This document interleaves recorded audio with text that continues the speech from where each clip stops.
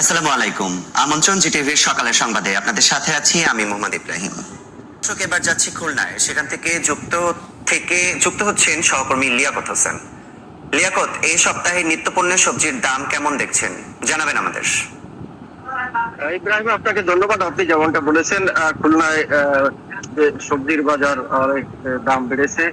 বিশেষ করে যে সবজির দাম ছিল 50 টাকা, বিশেষ করে আমি জানাবো যে চিপসের দাম ছিল 50 টাকা, 60 টাকা কেজি, সেগুলো এখন 100 টাকা হয়েছে। কাঁচা দাম ছিল 80 টাকা থেকে 100 টাকা, সেখান থেকে বেড়ে এখন 200 টাকা থেকে 240 টাকা কেজি দরে বিক্রি হচ্ছে। এছাড়া পেঁপে বিক্রি হচ্ছে, আগে 30 টাকা বিক্রি হতো, এখন 50 থেকে 60 টাকা বিক্রি হচ্ছে।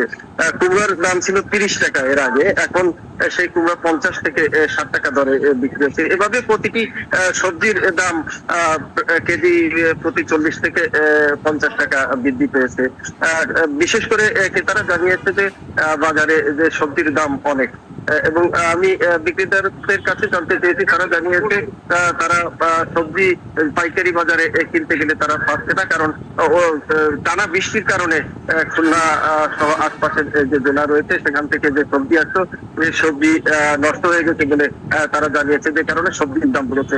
এছাড়া মুরগির বাজারে দাম বেড়েছে। আগে ব্রয়লার মুরগির দাম ছিল 160 টাকা থেকে 70 টাকা কেজি, সেটা এখন বেড়ে 90 থেকে 200 টাকা কেজি দরে বিক্রি হচ্ছে। সোনালী মুরগি বিক্রি হচ্ছে 300 টাকা থেকে 320 টাকা দরে। এছাড়া গরুর মাংস বিক্রি হচ্ছে 750 টাকা থেকে 800 টাকা দরে। মাছের দাম আগের চেয়ে বেড়েছে, এবং বাজারে যে মাছ 1 কেজি ওজন রুই মাছ, সেটি বিক্রি হচ্ছে 300 টাকা থেকে 400 টাকা দরে। ফলে সাধারণ ক্রেতাদের না বিশ্বাসিত বলছে তারা জানিয়েছে। তবে ঘন বৃষ্টির ফলে যদিও সবজি ক্ষেত নষ্ট হয়ে গেছে, তারপরেও যে সবজি আছে সে সবজিতে চলতে পারে বলে তারা জানিয়েছে।